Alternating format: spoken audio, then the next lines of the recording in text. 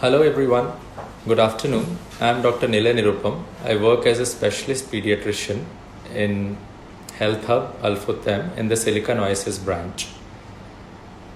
Today I would be talking to you about COVID infection in children based on what is the current scientific evidence and what we know about this infection in children as of today. I have structured my talk to answer the common queries which parents would ask me in my clinical practice regarding their concerns regarding COVID in their kids. I'd be happy to answer any other questions which you would like to ask. To begin with, the first and foremost question which parents would like to know that what are the symptoms of COVID in children and are they different than what it is experienced in adults? The answer is no. The symptoms are more or less the same. But in general, what we know about COVID in children is that they usually present with mild symptoms or they don't have any symptoms at all. That is very important to understand because children may act as carriers of the virus to other vulnerable group in our population, including the elderly. The most common manifestation of COVID in children are still the respiratory symptoms, including cough, cold, sore throat, fever, fatigue, and probably in severe cases fast breathing as well. There has been a significant number of children who do present with vomiting, diarrhea, abdominal pain, which are the gastrointestinal manifestation. Till now we used to take solace that probably none of the children get any severe manifestation. But of late, the recent scientific evidence suggests that probably young children, less than 1 year, newborn, and children who have comorbidities, probably a child who has a chronic lung disease, chronic heart disease, or any immune deficiency disorder, and probably may have more severe manifestations of COVID in them. And they are vulnerable to more severe illness once they get that infection. There have been recent case clusters of children which has been reported from UK, Italy, and United States, where children have got something known as multi-system inflammatory syndrome, wherein children have come up with features of fever, rashes on the hands, feet, red eyes, heart involvement, renal involvement, and probably have went into shock requiring ICU admission. So at this point of time, we should be careful to keep a watch out on these signs, and probably if we have a concern, we should always ensure that we should meet our pediatrician. Coming to how do the children contract the illness? The most common form of transmission of the virus is droplet infection. What does it mean? That when someone coughs, sneezes, or talks, through the oral or nasal secretions, these virus-laden particles travel in the air and can go till a distance of 1 meter. Studies have shown that a severe bout of coughing episodes can also carry these secretions to as long as 8 feet. That's the reason to ensure that the physical distancing measure should be minimum 2 meters to prevent droplet infection. It has been shown that these droplets may survive on metals like doorknobs, jewelry, glasses like the common mirror in our homes, drinking glasses, ceramics like mugs, dishes, and paper for as long as 5 days. It can survive on stainless steel and plastics for as long as 2 to 3 days as well, and on cardboards for 24 hours, and on copper utensils for 4 hours. It doesn't seem to spread through food and water as of date. Another important and very pertinent question I have come across my clinical practice is mothers who were pregnant and who have a newborn at home, and unfortunately they have contracted COVID infection. So how can they manage these babies at home? As of the recent data, what we know is that till the baby is in the womb of the mother or during the process of childbirth, probably the infection doesn't transmit. But still the data is emerging and it's still early to say. But how can these newborns or young infants who are less than 6 months and are still taking exclusive breastfeed from the mother, and if their mother contacts COVID, is through contact.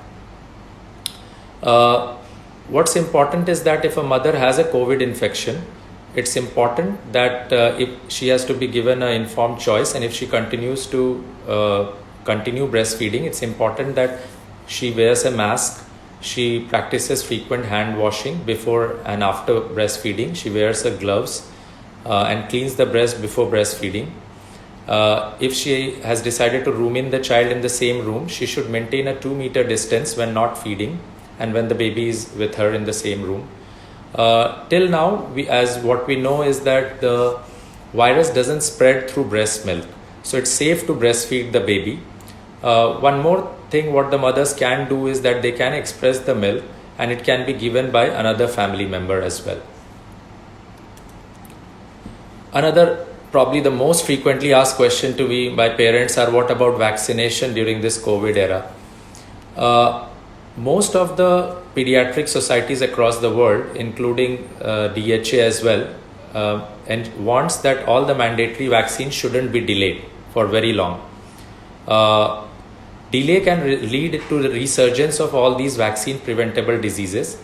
So what we do in our clinic here is that we encourage all the parents to book a teleconsult with me, and I usually enter their vaccines in their insurance, and once the approval is done, we usually the parents are informed regarding the same and they can proceed to the clinic, or we even give the vaccine in the cars as well if the parents want.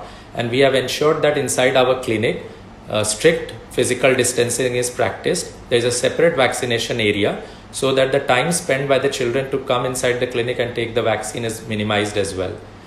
Optional vaccine can be postponed for the time being.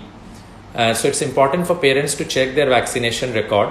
In UAE, the mandatory vaccinations are usually at 2, 4, 6, 12, 18 months and 5 years. So it's a good idea not to delay the mandatory vaccinations for a very long time.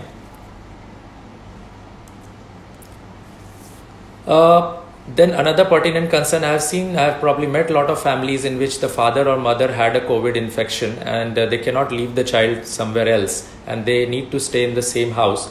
So what steps can they take to reduce the risk of getting COVID infection? It goes beyond saying that it should be practiced that the preventive actions to reduce the risk of getting sick should be followed, which include avoiding close contact with people who are sick, practice social distancing of at least 2 meters. We should always cover our cough and sneeze with a tissue and throw it in a trash bin, which is available immediately. Avoid touching the mouth, nose and eyes, and encourage children to do the same. One should wash one's hands with soap and water at least for 20 seconds after blowing a nose or coughing or sneezing. An alcohol-based sanitizer with minimum 60% alcohol content for 30 seconds should be used, practicing all the steps of hand washing. We should clean and disinfect frequently touched surfaces and objects because, as I told you, they do tend to last on doorknobs and tables for as long as 5 days as well. Usually children have washable plush toys at home which should be laundered with appropriate warmest water setting and they should be dried completely. We should ensure that our diet should be a healthy, balanced diet, probably rich in vitamin C, zinc and selenium, because it's important to improve a child's immunity during this period of time. So a balanced, healthy diet with all these minerals would go a long way to help them. Foods like broccoli, cantaloupe, kiwis, oranges, strawberries, tomato, papaya, they're very rich in these type of minerals. There is no particular vitamin which can actually prevent as COVID infection, but ensuring that these type of vitamin which generally increase the immunity overall will definitely help in a long way to improve the immunity of children from preventing infections in general and probably COVID as well. One important thing which I have been noticing recently and even parents ask me is going out of home with their children.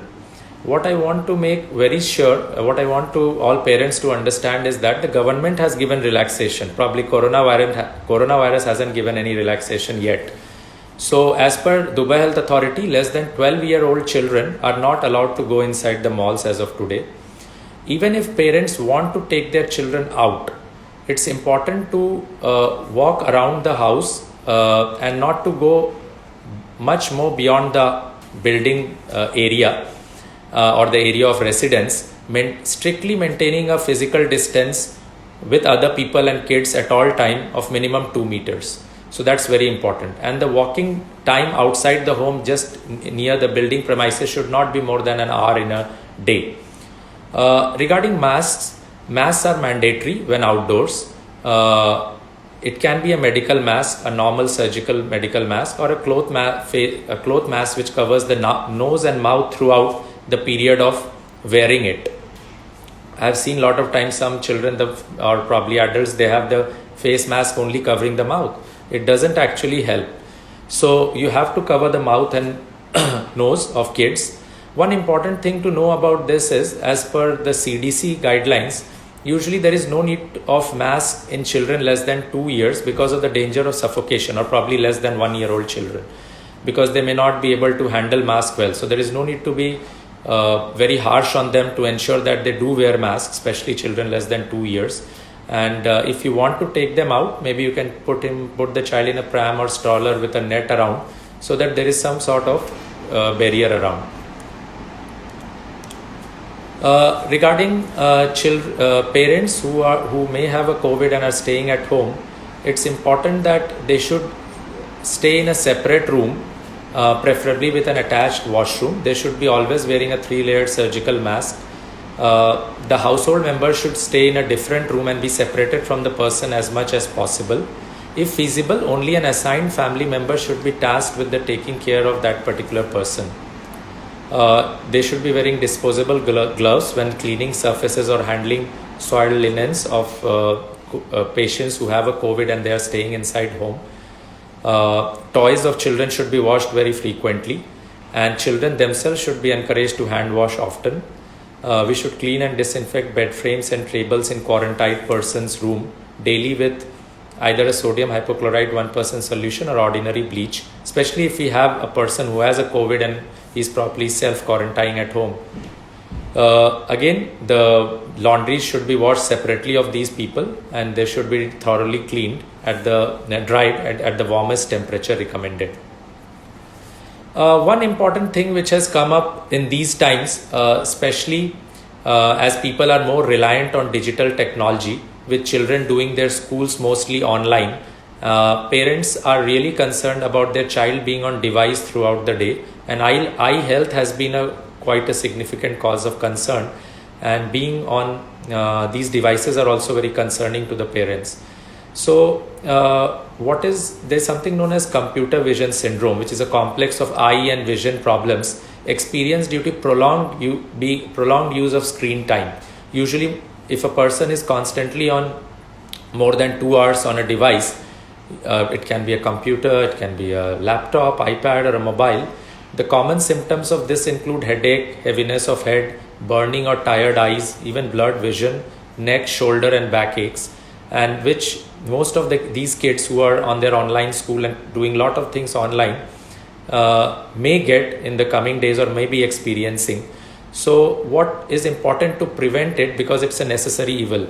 You cannot completely stop the devices from your kids. So it's important to take a 10 to 15 minutes break every hour or so to reduce the eye strain, and we should keep on moving our necks or shoulder in between to ensure that they are not in a particular position for a long time. We should apply a 20-20-20 rule. What does it mean? After every 20 minutes, you should look into a distance of 20 meters for 20 seconds to ensure that you are not constantly looking on your device. A conscious blinking and eye movements in between should be done, so that it ensures that you don't get a syndrome of a dry eye in a long run. Good posture at desk is very important. It's important that children sit with their back straight to 90 degree and shoulders should be relaxed. Forearms and hands should be in a straight line on the desk. The lower back should always be supported. Feet should be flat on the floor. Usually teenagers who need a lot of typing work to be done as part of their school curriculum, they can do some wrist exercises or even use wrist pads to ensure that they get less of finger pains and joint pains in a long run. It is said that the distance from the screen to your eyes should be minimum 20 to 28 inches.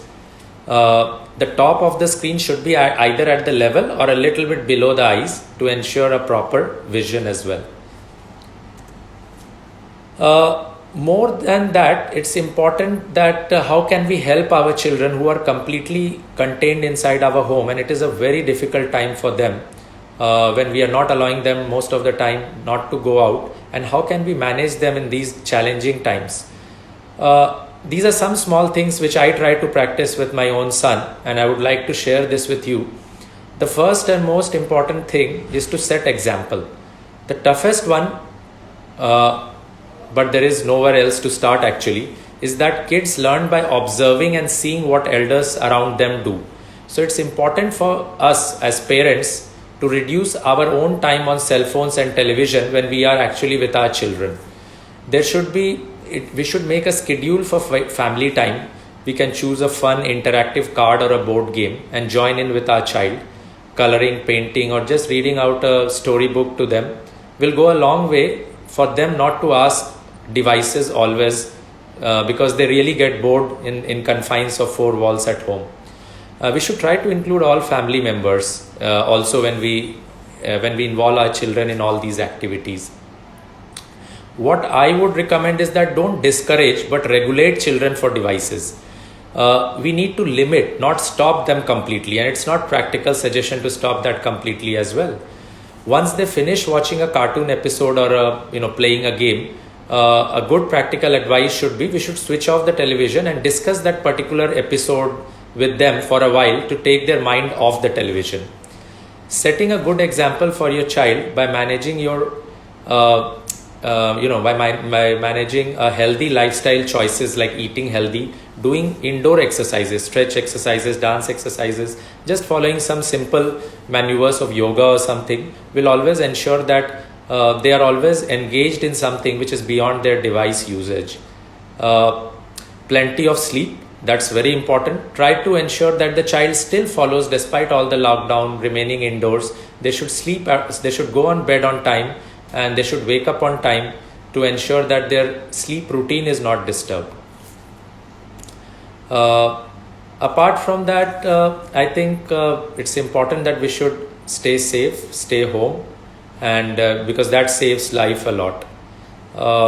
If there is any questions from your side, I am keen to answer that. I did see a question popping up in between regarding giving express breast milk to mothers. So yes, probably as probably I already highlighted in my talk, that if a mother doesn't want to directly breastfeed from a breast, what she can do is that she can express the milk either in a bottle or in some other form of feeding device, and she should always wear a gloves and mask if the baby is near to her. If there is no other home help to help her out, then she should wear a gloves, wash her hands, wear her gloves, wear a face mask, and then she can give it through the feeding device as well.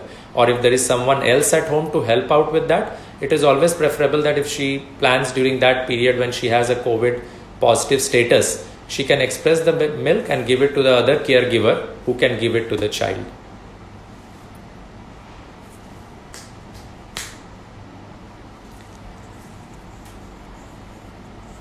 So if you have any other questions, I am again keen to answer them regarding children. I have another question regarding rashes. Does COVID have rashes in children? Yes, there has been lot of case reports in which children have presented with varied type of rashes. There is no rashes which can be pathognomonic. What do I mean? That you cannot look at a rash and tell that, okay, the child has this rash, so it's a COVID infection. But yes, there are a lot of rashes which have been noticed. A few of them which have been noticed is that the children get swollen toes and fingers with reddish color and hue over them. There have been other rashes at other areas of the body as well. I was talking about a severe inflammatory syndrome as well, in which children get rashes over the hands and feet as well as swelling as well. So these are a lot of non-specific rashes which has been associated recently with COVID infection in children. And as pediatricians, I personally definitely keep an eye out on rashes in children, in most of the children who happen to see me.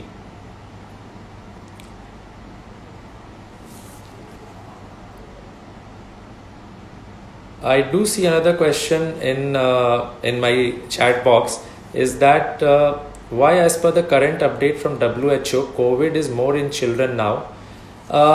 Probably children, as I told earlier as well, it's not that children are totally immune from getting COVID infection. Probably this was the thought process maybe at the start of the pandemic. As throughout my talk, you probably have come to know that children are not immune from the infection.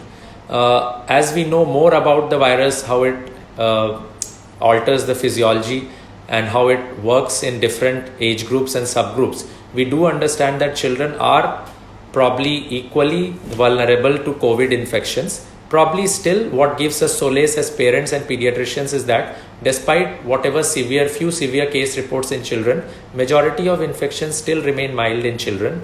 So since we know more about it, we are testing them more probably, and that also adds up to more children getting reported with COVID.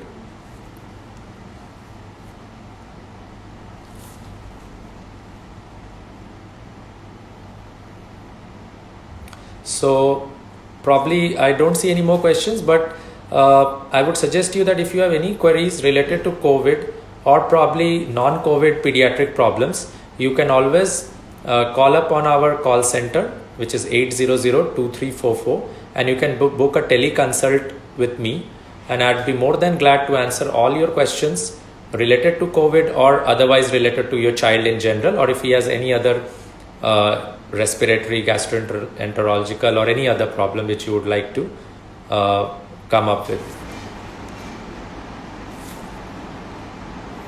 So thank you. Probably I don't find any more questions. So thanks a lot.